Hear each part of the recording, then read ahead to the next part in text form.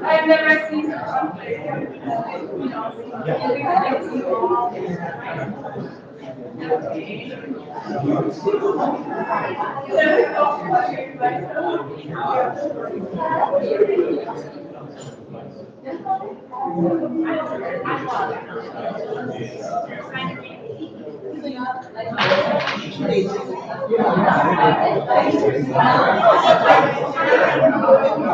Interesting.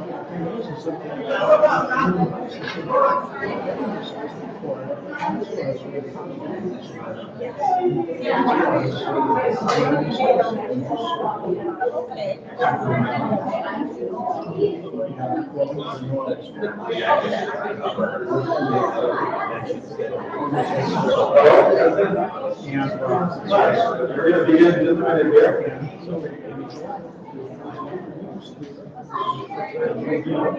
Probably noticed that the library is closed, but there are bathrooms just up the door if anybody needs that.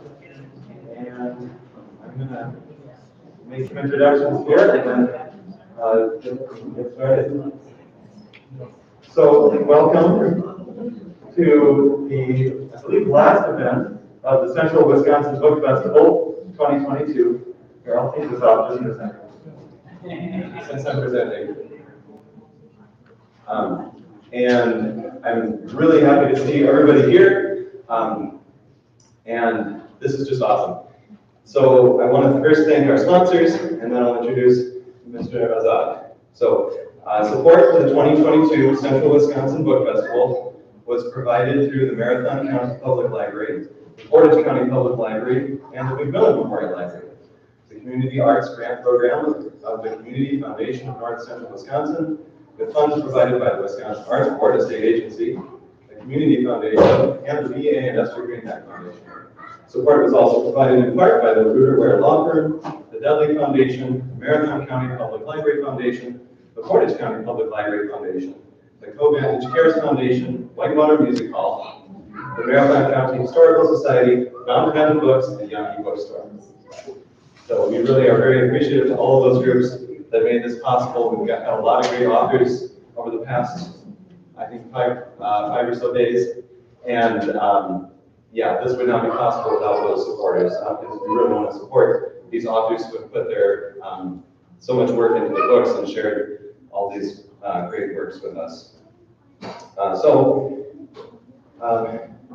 Mr. Najib Azad was Senior Advisor, Campaign Manager, and Spokesman for former Afghanistan President Mohammed Ashraf Ghani.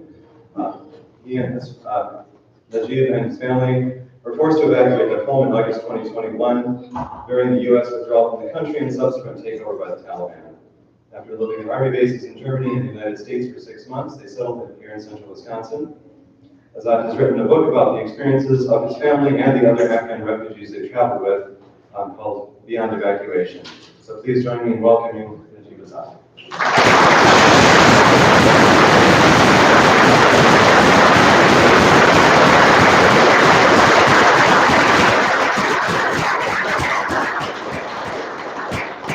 I'm not that good at holding this all the time.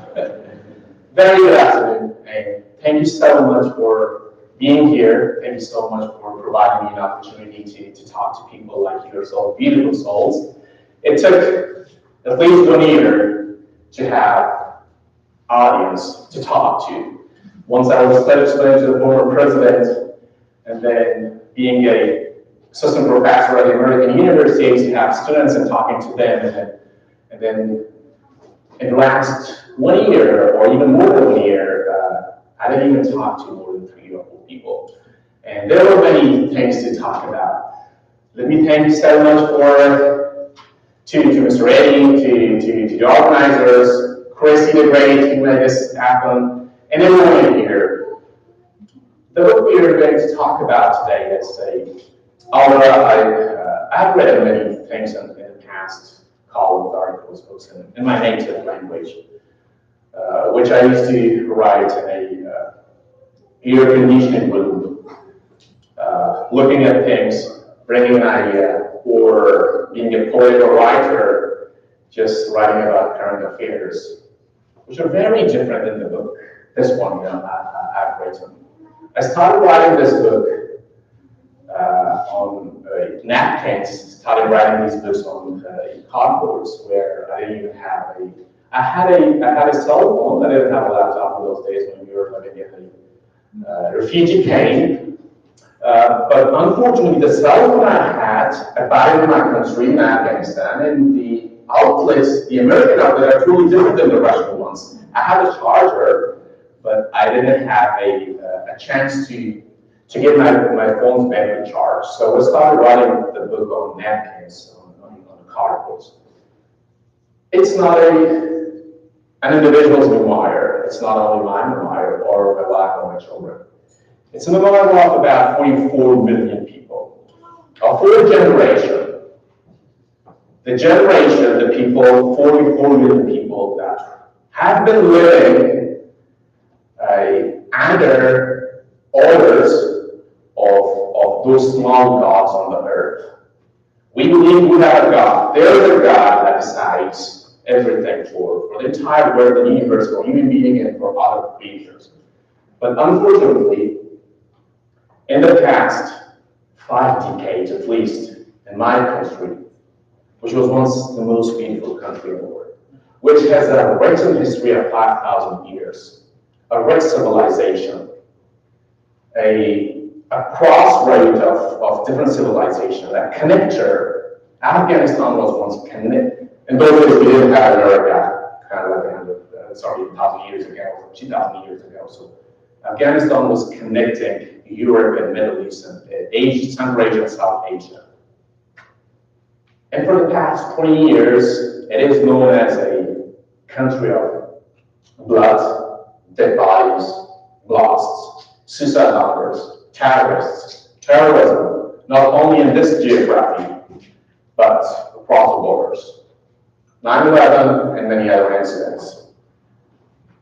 Afghanistan once a country. Switzerland, Europe, in Europe, women did not have the right to vote. In Afghanistan, we had the right for women to vote about 107 years ago. The book I have written, one of the reasons, not all of the reasons, many of the words in the United States and many other countries in Europe, all they know about Afghanistan is what they watch, what they hear on television, radios, newspapers. And that's all about war. That's all about blood, that's all about bloodshed and dead bodies. But there is a very beautiful side of the coin, a very colorful. We have poetry or poems written by women about 2,000 years ago, Afghan women, at least 2,000 years ago, which we call it tape. 4 lines to 10 lines poetry. The day when we left our country, well, it was August 15, 2021. It was 10 in the morning, I was in my office, and I had not seen my family, my wife, my children, my parents, my siblings for about 10 days. And my office was about 1.5 miles from where I was living in the house. But those 10 days were terrible, horrible, target killings. I was leading one of the progressive political party, and very close friend of mine who were the members of the core committee of the political party. 7 of them were killed in the last 10 days before Afghanistan collapsed, before August 15, 2021. And they were target killing. And then I thought to stay in the office, stop moving. So 10 in the morning, I was in the office when my driver, he came and told me that Thailand took over. It was a joke for me. I mean, there was a government. There were 3 branches of the government: legislative, executive, and judiciary. There were international forces. There were American forces, and there were about 300,000 security and defense forces. And they just took over. I looked at him, I gave him a smile, and then I thought that he's just kidding. But I looked at him in his eyes, and then I made calls to the Minister of Interior, Minister of Defense. No one of them answered. And that was the first time that a Minister of Defense and a Minister of Interior did not answer my calls. And then I thought something was not going okay. And then whoever was in the office, I called all of them, and then I called my family if they were okay. They still did not know if the country was collapsed or the regime was collapsed. Well, there is always a change in governments in countries. Democratically back 3 elections or kind of call. But when you think that, or when you know that terrorists took over the country, those who only believe in killings, those who only believe in torturing, and they took over the country, and now they are going to decide what to do and not to do, and their decision would be killing everyone who were not like them. I was scared because I was not the most popular, but one of the popular men in my country. I was a spokesman of the former president, so though I did not have the executive power, but I had to be on television all the time. And I used to justify the executive orders or president's or the government's decision. So they all knew me, and many kind of talk shows on radios or on televisions. They were talking from Qatar, Middle East, and I was from Kabul. So we knew each other. I understood that I was a marked man, so I left my office. It took me probably, well, like I said, it was just about 1.5 miles from where I was living, my house and my office. But it took me more than 5 hours to get to home. Since everybody knew that Taliban took over, the president had already fled, unfortunately, and there were children from school, women, doctors, engineers, drivers, everyone were rushing towards their houses. And people were leaving their vehicles on the road, and there were some firings. I had already scheduled, I think, 7 interviews with international media outlets, including Voice of America. I got home at 2 p.m. My wife, Sarah, who is here, she was shocked because she did not expect me at 2 p.m. home, and actually, unfortunately, my wife, my children, they never, when we were in Afghanistan, they had never seen me during the day, even on weekends. I used to leave to the office at 6 in the morning and come back at 12 p.m. So when I was leaving, they were sleeping. When I was coming back, they were sleeping. And she was shocked. What I had to tell her, and then after all those interviews, though I knew that everything was gone and it was very painful, I still tried to lie on media just to encourage our security forces, just to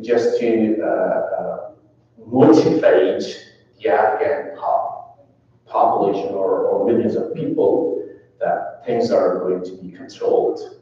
But unfortunately, things were not controlled. At about 8 p.m., I had to leave my home because then I knew they would come to my home because they knew me. I went to my uncle's house. I spent the night there, and then I spent another night in another place. So I spent 4 nights in different places where I had to turn off my telephone, and they did come. They came to my house. They tried to torture my parents. They went to every single place where they thought I would be, even my friends' houses. I was trying to be in contact with the American embassy. The American ambassador was a good friend of mine, and I used to be a policy maker for the American embassy in Afghanistan, but unfortunately, they had already left the embassy, and they had made to the airport, and the airport was seized by more than 30,000 people. Who doesn't want to live in America? Except all these stuff, right? There are Europeans, there are Asians, Middle Easterns, people from other countries, developed countries. They do want to live in the United States for many reasons. And this is the only country, the only land that is actually made by the immigrants. If not all of you, almost 90% of your great-grandfathers or ancestors came from different places, from Poland, Ireland, Sweden, Germany, France, England, and from India and from Mexico, from different places. So I often tell my friends that America does not have a culture, but has cultures, hundreds of cultures. So whoever heard that the regime was collapsed and the Americans were evacuating Afghans, those who were not even eligible, very ordinary people, they had never worked for the Afghan government, or they never worked for the US government or with the US government. They also tried to make it to the airports because they saw a better future, which I think they deserve, but those who were eligible were left behind, unfortunately. At the airport, it was horrible, it was terrible. When I started writing this book, there were 2 main reasons. One, that I thought I was badly stressed, depressed, and the only way for a writer to just throw your threats away as, regular paper and writing it. And the other thing was that my audience is everyone: historian, politicians, researchers who care about human life. I started writing this, and when I started writing the book, it was very normal, because I was always stressed. But when I finished the book, and when I sent it to the publisher, and then I would read it for editing stuff, not as a proofreader, because it was not the proofreading job was in publishers. And then I wanted to Christian all over again. I just saw what happened. I just saw it, and I was just seeing it in the book. It is the memoir of 44 million people, of 4 generations. My grandfather, when the Russians, they invaded Afghanistan, attacked Afghanistan, he was forced to leave his country. And then he took refuge in Pakistan. And then my dad, probably after when my grandfather had already left the country, 10 years later, my dad had to leave the country. And I was only 9. And then when I was again forced to leave the country, my son was 9. So 4 generations. All of our life, here the term used for the Afghans are evacuees. But in other countries, like in Pakistan and Iran, we were called refugees. We never had the 50% of the rights that a citizen has. Afghans still do not have the right to go to Iranian schools in Iran. They still do not have the right, if they need the blood transfusion, if they're sick and they need a surgery, they don't have the right to have a blood from the blood bank. They have to find some option matching the blood group. They do not have the right to work in an office, but as a laborer. They do not have a right to buy a simple telephone number or SIM card, what we call it. So it's much different than here. We have all those rights that every ordinary citizen has in the United States. But the years we spent in other countries, we were not dead, but we were not alive there either. It was not alive. Coming back to the book, there are, and in access, most of the people, since life is beautiful in here, so most of the people really write beautiful stuff, beautiful things. And in many libraries, if you go, and try to find a novel or fiction or short stories, there would be that kind of fairy tale stories, which is good, which is very good, but what I've written is if we really care about the human life. It is a book about a 16-year-old girl and her brother, who was 12, that I met in refugee camps in Germany, before August 15, a month before August 15, 2021.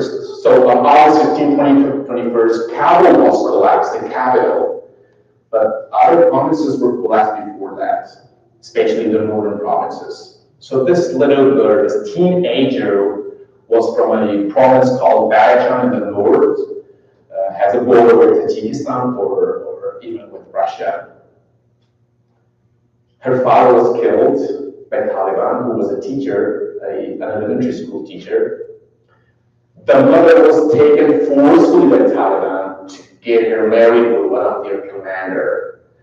In Islamic law, in Islam, it's when a woman is divorced or her husband died, she becomes a widow. She cannot marry another person for 4 months. It's called the iddah, the period of iddah. And there's a logic. Well, in those days we did not have ultrasound or CT scan, right? So if the woman is pregnant, so it has to be confirmed if the guy who divorced her or if the guy who died is the father or the new husband. So she has to stay at least for 4 months. That is typical in Islam. That little girl's father, when he was killed, the so-called Islamic rule, Taliban, they would not even let her to complete her iddah, the 4-month period. They forcibly took her, grabbed her, pulled her, and then got her married to one of their commander. And those 2 little children, they were forced to leave their province. They had 2 more siblings. They had to leave them because that little girl was 16, and they were allowed to take her to, 16-year-old girls, according to them, good enough to get married with. And then the boy who was 12, they only forced young boys, to fight for them. So their uncle, they took him to Kabul to live with the close relatives. And then a month later, Kabul collapsed. And then they made it to the airport, where they missed that family that they were living with. They were also with them at the airport, and they did not know if they made it to anywhere out of Afghanistan or not, because there were 30,000 people, and they lost, right? That little boy, when I met them in Germany, it was very painful. They had only lost the mother, only lost the father, and they did not even know if they would ever be able to contact their little siblings, or if they would ever know them or recognize them, the 5 or 4-year-old children, and they lived in their province or village. There is a story of a young doctor, cardiologist, who was from a province, Kunduz. He was once an interpreter with the American forces, but then he worked for about a year or 2, and then he left, and then he went to medical school and became a doctor. And then he married one of his classmates, another doctor, who was pregnant. It was her 9th month when their province collapsed. The Taliban went to his home because they knew he was interpreter for the Americans once in the past. They killed his parents, mother and father, I don't exactly remember, it's in the book, if his sister was 20 or 21, and they killed the pregnant woman, his wife. And then he was still in Kabul in those last days. And then he, with other friends from his colleagues from the hospital, other doctors, they made it to the hospital, or to the airport. They spent there 2 nights. And then they were lost. I think 30 American soldiers were killed, and about 150 Afghans were killed. Where his friends, the doctors with him, 2 doctors with their families, they were also killed. And then he was the only one to leave the country. And then when I met him in South Virginia, who picked it, he was not normal, and he would never be a normal person. He lost every single thing he had in his life. And he doesn't have a goal. He has nothing to live for. The only thing he has is his life, and he's just living. And there are many stories, the same thing in the book. This book is a history. Well, even now, it's been more than a year, probably a year or 2 months. And first days, Afghanistan was one of the hottest topic headline. Now it is not. People normally forget things. Ukraine was one of the hottest topic probably 5-6 months ago. It is not anymore. You don't see those reports that you have to on television anymore. That's the human nature. You do for it. It's not kind of it's not kind of bad thing. And you normally forget things, but if you have a book about it, if you have documented, this may make policymakers in the future to reconsider on their policies. As Afghanistan did not collapse overnight, and it did not collapse like an order from the sky. There are people in the world who have decided to collapse this regime and to make way for 4 million people just, live in hell. We still have about 40 million people in Afghanistan. About 4 million people have left the country, most of them living in a neighboring country in the worst form of life. But the 14 million in Afghanistan today, it's not what I'm saying. It's the United Nations report that 90% of the population does not have 2 times meal. And 90% out of 14 million would be 36 million people. They do not have 2 times meals, let alone a job, let alone electricity, all other services and facilities we have in here or any human has. What is Afghanistan? It's the only country in the world. Afghanistan is the only country in the world that has a population, 60% of the population between 18 and 35, very young population. That is the human resources, the human power. And then more than 60% of the population are women. Not only in Afghanistan, and most of the countries say the percentage of women are more than men. 60% of your population cannot go out of their homes because it's a sin. Today, what we have in Afghanistan, it's a sin even if a woman, even in Islamic law, a woman after 40 or 45, medically after menopause, they're considered a man, and they can do all things doesn't need money. Even an 80-year-old woman is not allowed to go for 10 meters up her home. They're not allowed to work. And just few of those journalists, unfortunately in private sectors, they were asked to, in a live shows, being a reporter and anchor, to cover their faces.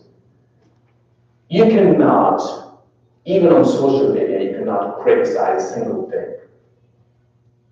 And criticize for veterans, you cannot do that. You have to get to the nobody knows where we are.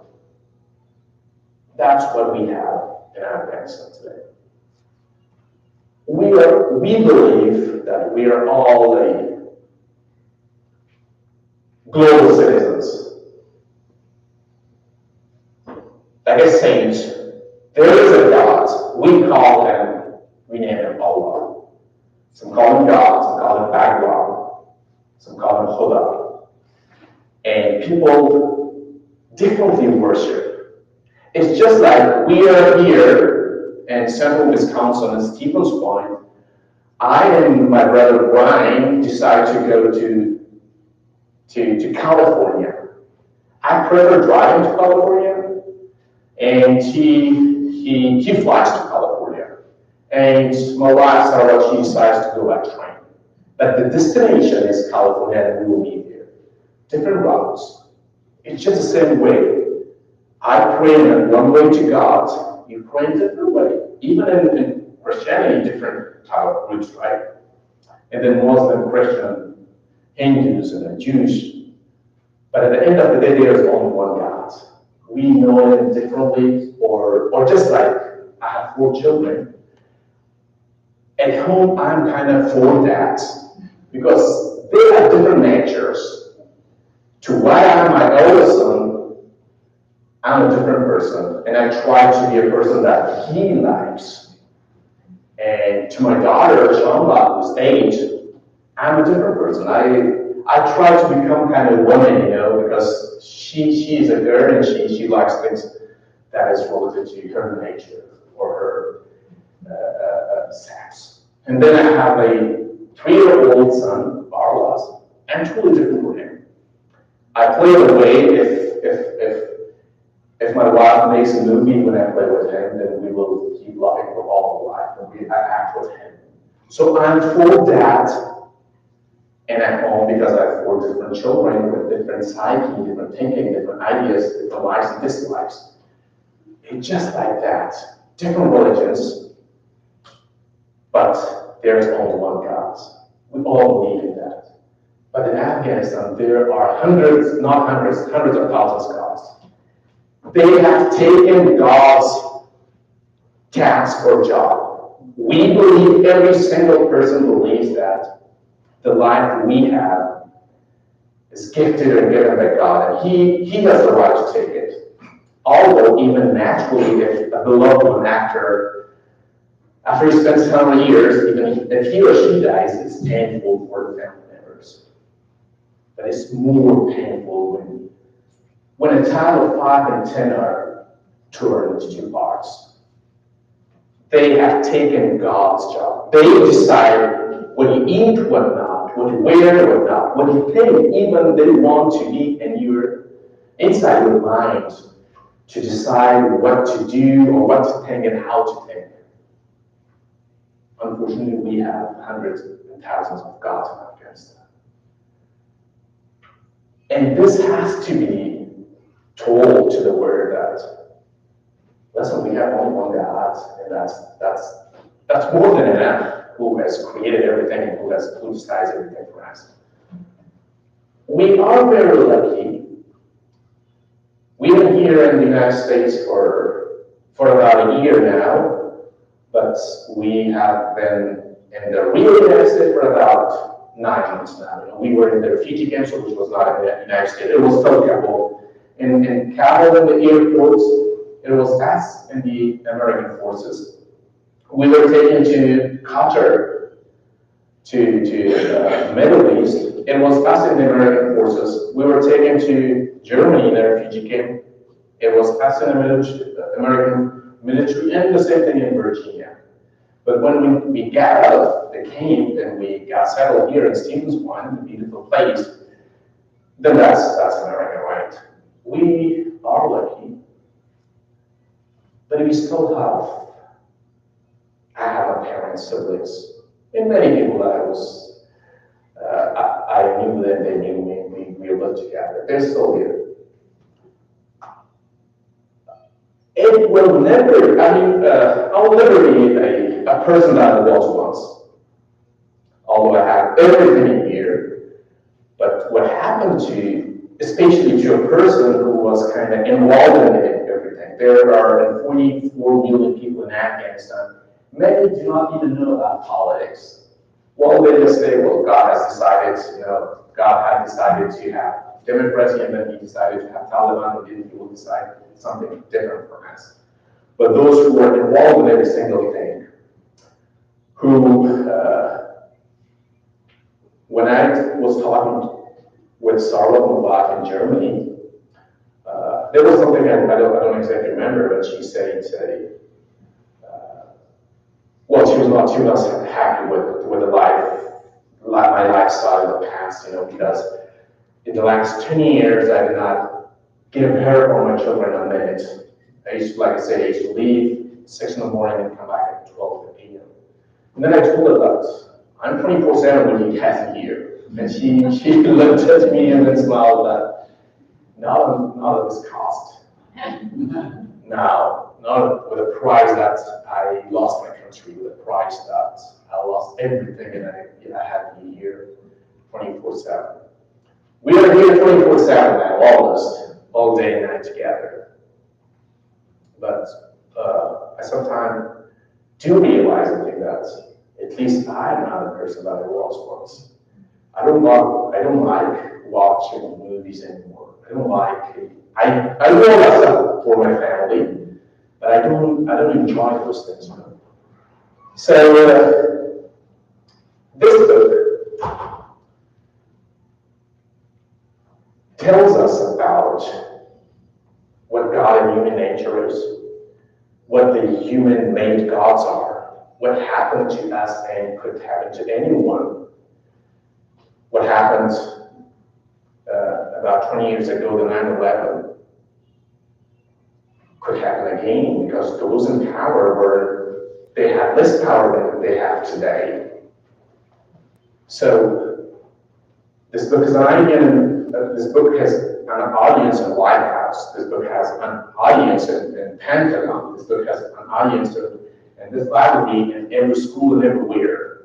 It's not about holidays at all. It's totally a story of a very ordinary person, of a young woman, of a young man, of a child, of an old man that has the right to live. The only thing that we want, or the only thing we have experienced, is that to live and let live. And of course, based on the laws, of course, there's always rights and responsibilities. We all have rights from the government here. We all have responsibilities towards the government. Even in the book that you guys have added, for every single book, we have paid the tax. That's our responsibility to do. And then in return, we get the services, the rights. But we have to live, and we have to let others live. So thank you very much. I normally talk too much because I'm a spokesman, and all I did I was talking, and I was, of course, I'm not able, and I will not be able to go into details about the book. On one hand, I'm very happy. Many friends of mine in here, they have told me, you guys are lucky that you're living your second life, at least. Yes, in that case, we are lucky, but why do we have to live a second, third, and fourth life when we have one life? I personally have survived 4 suicide attacks. And then it's only my story. And even my children who were going to an American school in Afghanistan, their school was attacked. They survived. Many schools were attacked, many students got killed. Yes, we are lucky that we are living not a single life, but maybe 10th or 11th life. But why? Why do you have to live the second life or third life or fourth life without having life given by God and live it the way the nature has decided? And when He decides to take it, He will take it. Who people, and especially those who have no norms, even the people we have in Afghanistan in power today, they didn't even know the religion they claim to be the representative of the religion. But of course, at the end of the day, there is a message for those who decides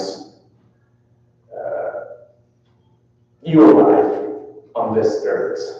And there are people who do decide things for a very tiny personal interest, for a very tiny and dirty politics, they call it.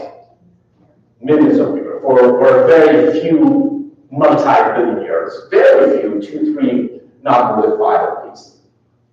They decide the destiny of millions of people, hundreds of millions of people, which is painful.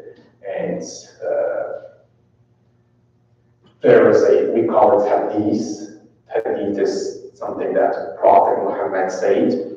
He said, if you see there's an action, if someone is doing not the right thing, or he is violating, or he or she is torturing, if you can't do anything, raise your voice. If you can't even do that, do it with your hands. If you can't even do that, walk. If you can't even do that, walk away then.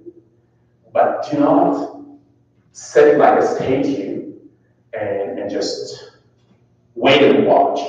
That is your inner responsibility. So what I have tried to do is brought a story of millions of people, including international community. It's not only about Afghans. There were people who were there very young, very young, American soldiers are often, the soldiers are often they're very young, because I know why they're in the military. In the United States, if you want to get well educated, you need loan, you need money, right? And then you join military, and you work there for a year, 2 or 3, and then make some money, and then come back and go to the university. So there are stories of those 18, 19, and 20, even, well, some Americans, when they're 16, they look like 25, and some when they are 30, they look like 15. When Mara, she was just looking at those American PBT, they call it college, the soldiers, those young girls in Germany and South Virginia, she was like surprised. She told me, like, American law doesn't allow 12, 13, 14 year girls to join the military. And then we found out they were 25, 20, but they were very wealthy. So those very young Americans, they have families here. They were sent to fight a war they did not know even about, just for a better future. And that better future, again, would be for the country. If that girl, after she makes some money out of her salary, goes to university and then becomes a doctor, an engineer, a scientist, an artist, a teacher, and then of course will provide services to the community.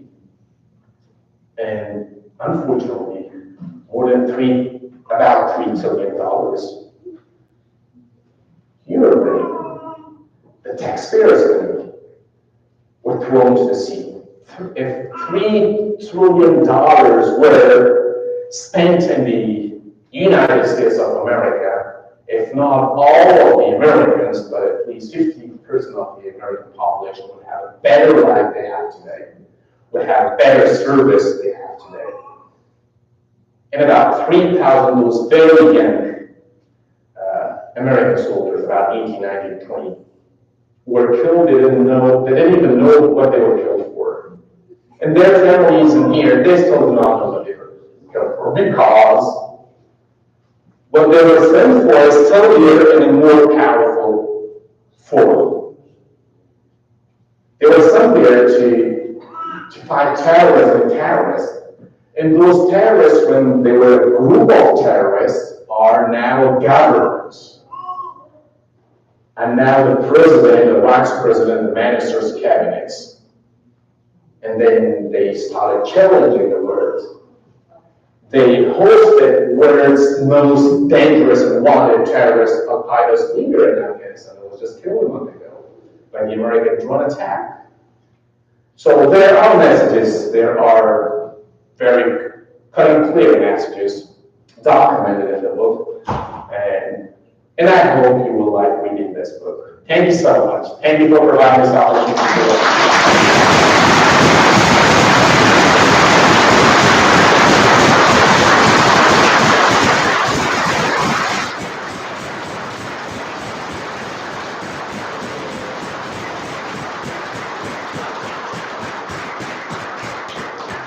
Thank you so much. Thank you. So if there are any questions, I will try to answer. Please, sir. You worked for Ashraf Ghani, and one could have loyalty and feeling and regard for the person, or you might have had misgivings with him as you worked loyally for him. But Americans, in my opinion, all blame him for his rapid departure, which you called unfortunate, as you spoke. And yet we forget that we just watched a program where the King of Norway evacuated to England during World War II. Bonnie Prince Charlie went to the Isle of Skye to try to avoid the British Army. So it's not unusual that a leader would try to avoid having his neck in a noose. My question is, one is, how do you feel about him, who in some respects was ridiculed as not being brave enough to try to withstand the Taliban when it was already in your capital? And then secondly, could you make comment about the fact that your government was not even included in the American negotiation, and how could that become successful decision and a successful pact if the working government in Afghanistan was excluded? Thank you for your question. I'll try to answer it briefly, but you will have detailed answers in my second book, which will be published in about 3 months, which is titled Treason, which is totally about collapse, about everyone's part of the collapse. Briefly, the Americans blame Ashraf Ghani, and Ashraf Ghani blames the Americans. He had a fight interviews with national and international media outlets, and all he did was blame the Americans. There were many parties involved in the collapse, but for instance, just an example. I have a wife and 4 children. As a responsible husband and father, God forbid, if a group of 10 or 20 murderers or whatever you call it, right, try to raid a house and try to rob and kill my, God forbid, my family members. Do you have to flee or have to protect them? There were many people involved supporting those the group that would attack my home. There were many of them. Protecting them, supporting them, providing. What is my responsibility? To flee and leave my children alive, or to stay and try to protect them to the last breath? America was involved in the collapse. British were involved. Pakistanis were involved, and many other powers. Being a president of the country means you're a spiritual father of the nation. You don't have to flee. And I've told him this. I talked, the last time I talked to him over his brother's phone when he was with him there, I told him this. There is, when you decide to be the president of, who does not want to be president, right? That's the human nature. When you want to be the president and represent millions of people and then the leader in the world, right? That's a privileges. And then there's always responsibilities behind these privileges. According to the Constitution of Afghanistan, that he was representing that typical constitution, there is a chapter of responsibilities and authorities of the president, and in those responsibilities, there are 3 paragraphs about when you're a treason or a traitor if you do this. He did all those things that were mentioned in the Constitution to be a traitor. That's one thing. America, who was in Afghanistan that's very natural, very clear everywhere, not only in America, for their own interests, for their own objectives and goals. Of course, there was a partnership, of course, which unfortunately they violated. But typically, coming to the second part of your question, Taliban, even they are enjoying the power today, they bring you that agreement they signed with the Americans on the table everywhere, and every talk show. I just had an interview this morning with Radio Liberty America for Asia, and so my counterpart was disposed of Taliban to be wrong. All I was telling, whatever I was saying was he kept mentioning that the agreement they signed with America, and they said that give us legitimacy. He was telling me that my government, when I was representing a government as a statesman, was supported by Americans because, and he was right in that case, because we signed an agreement 20 years ago in Bonn, Germany. She knows Germany. In Bonn, Germany, we signed an agreement with the Americans and then formed a government. And then they signed an agreement with the Americans in Qatar and Doha on 29th February 2020. That was the month of February, which had 29 days that year. And that paved the road to the collapse. So if naturally, ethically, morally, if you are deciding about someone's destiny, if not giving him the power or authority to decide or decision power, the decision-making power, at least you have to involve them. You have to at least invite him to the room where the decisions are made. My government was not invited. It was not led. They did not even lead them to be a part of the negotiation. And the Taliban Pakistan in America signed the agreement. Well, we've already lost Afghanistan, but the American intelligence report, CIA report today says that there is a big threat to the international community, and there is now. It's been 5 days. The war between Kyrgyzstan and Tajikistan, and the Afghan Taliban or terrorists are fighting there. And like I said before, Al-Qaeda's leader, al-Zawahiri, was killed in Afghanistan by the American one. So it wasn't only al-Zawahiri. It's not only Al-Qaeda or Taliban. It's an ideology. It's not an individual. You kill him and then you write out everything's okay. No, it's an ideology. The ideology has been promoted, unfortunately, and many of the American senators. They too say now that White House played a very negative role in that collapse, and it was not only Afghanistan's collapse. You just provided a ground, you provided a stage to world's most wanted terrorists, and now they have enough space and room to swim. So I hope I've answered the question. Please. I understand that there's a group of Afghani refugees that are in the Lhasa area, and I would like to be welcoming to them.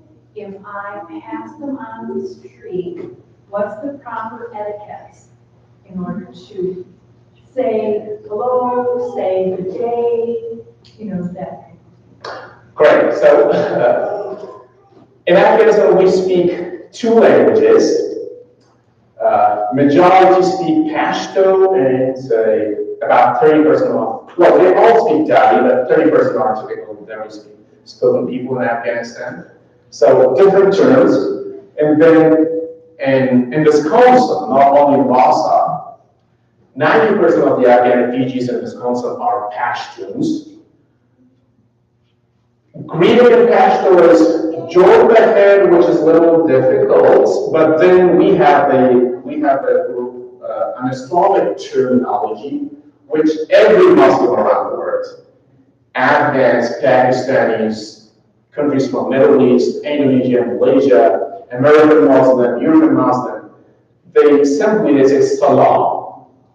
Salam is, it's for everyone, for Afghans, for non-Afghan, for all Muslims, even non-Muslims nowadays, since it's too short and it's kind of worldwide capital, so it's salam. And then if you want to add more, you can just add, let me say, salam and then khidmat. Anything I can do for you, just khidmat. And that means salam, hi, Harry, anything I can do for you, and that's khidmat. Or I can write it for you. Thank you.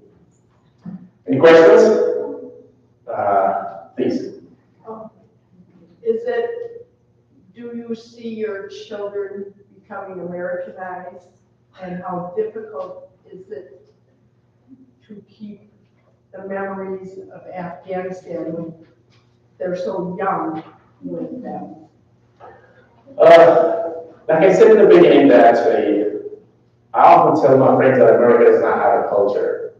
What do you call it? American culture, right? But cultures, maybe more than other cultures, right? I would love and I would do my best to get them in touch with their culture, which is a little difficult here in Stevens Point because we don't have a community. In California, Virginia, even in Chicago, we have big Afghan communities. For instance, there was on September 19th, just last week, an Afghan Day was celebrated in all those American states where thousands of Afghans live. And yesterday, the Afghan Culture Day was celebrated across the world, in Sydney, Melbourne, and in many states here in the United States and Europe. But since we don't have any community here in Stephen's Point, one thing I have done for them is the book. He has started reading it already.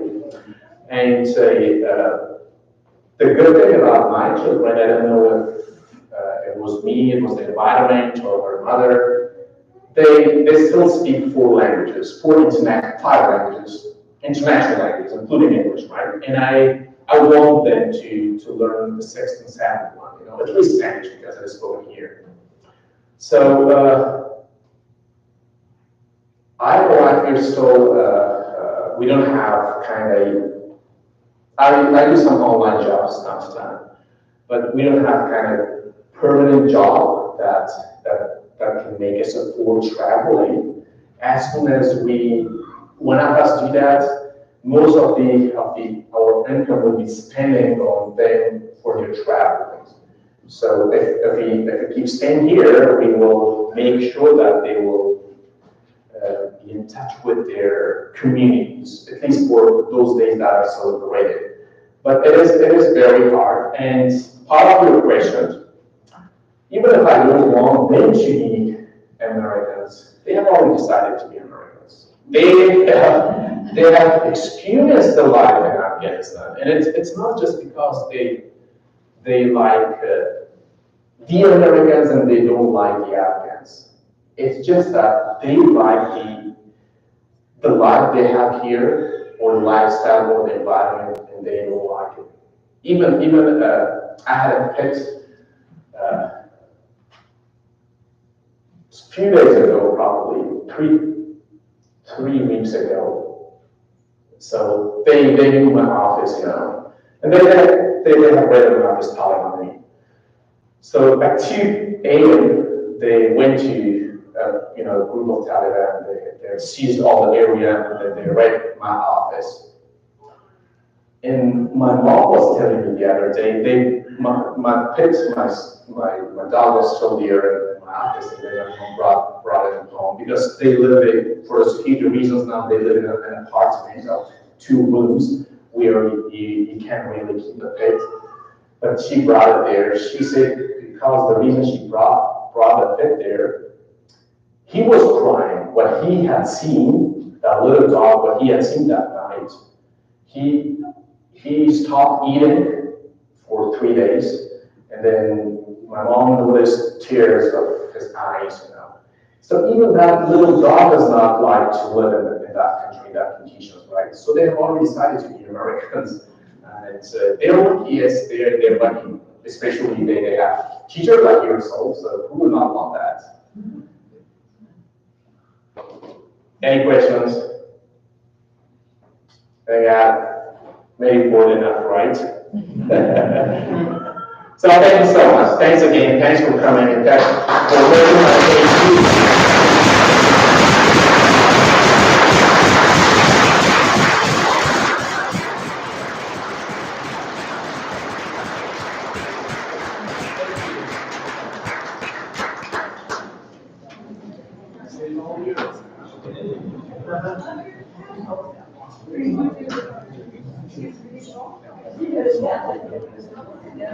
Thank you again for coming.